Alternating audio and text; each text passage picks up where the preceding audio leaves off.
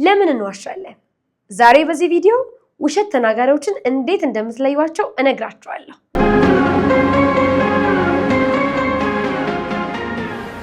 ውሸትን የተለያዩ ምሁራን ትርጓሜና ማብራሪያ ሰጥተውበታል። ስለሆነም ውሸት ማለት ነጋሪውን ለመጥቀም የታሰበ ሐሰታዊ የሆነ ግንኙነት የሚለው መጀመሪያ ሲሆን ይህም ብዙ ውዝግብ አስነስቶ ነበረ።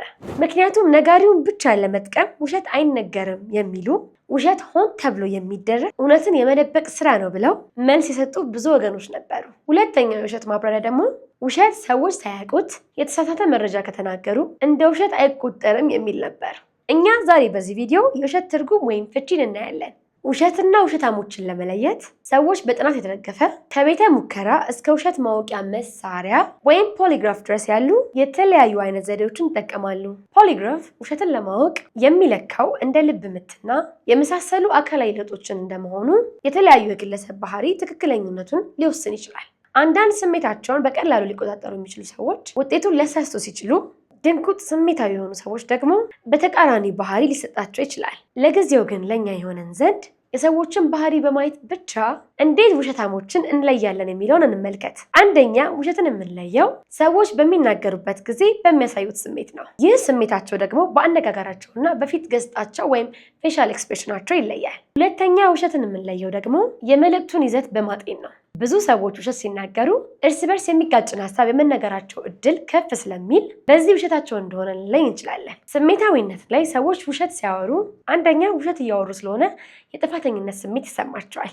ሁለተኛ በውሸቱ ምክንያት ይታወቅብኝ ይሆን ወይ በማለት ይፈራሉ። ከወሬያቸው ይዘት ጋር በተገናኘ ውሸት ተናጋሪዎችን ለመለየት ተናጋሪውን ተደጋጋሚ ጥያቄ በመጠየቅ ተመሳሳይ መልስ እንደመለሰልን ማረጋገጥና ለምላስ ወለምታዎች ትኩረት በመስጠት ሰዎቹ እንደዋሹን ማረጋገጥ እንችላለን። ሰዎች በተለያየ መንገድ ግንኙነት ፈጥረው ሲያወሩልን ወይም መልእክት ሲያስተላልፉልን ከላይ ከጠቀስናቸው ምክንያቶች አንዳንድ ነገሮችን ካየን ውሸታም ብለን ከመፈረጃችን በፊት በራሳችን መንገድ ለምን እንደዋሹን ማጣራት ይኖርብናል። በእርግጥ የሰዎችን ባህሪ በማየት ውሸታም ተናጋሪዎችን መለየት እንችላለን።